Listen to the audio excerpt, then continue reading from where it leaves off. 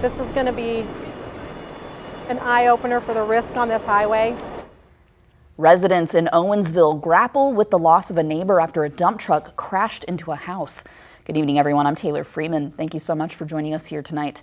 The crash happened in Owensville. You can see Owensville is about an hour and a half away from Columbia. Investigators are trying to determine what caused the truck to run off of Highway 28, also known as Lincoln Avenue, and into the home.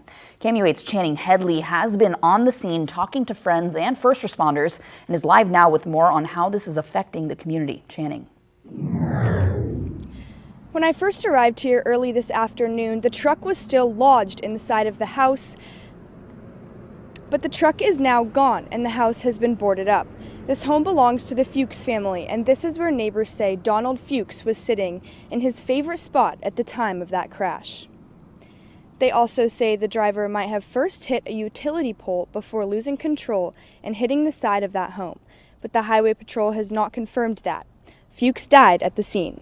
Investigators say his wife, Linda Fuchs, was also home and was taken to the hospital to be evaluated.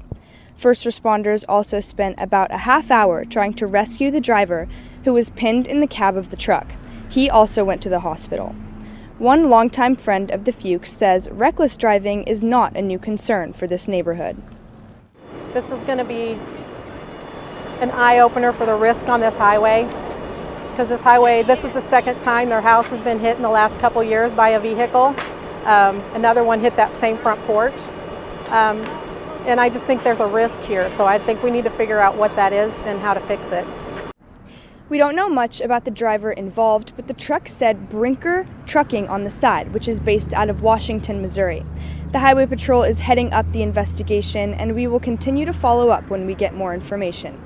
Live in Owensville, Channing Headley, KMU8 News.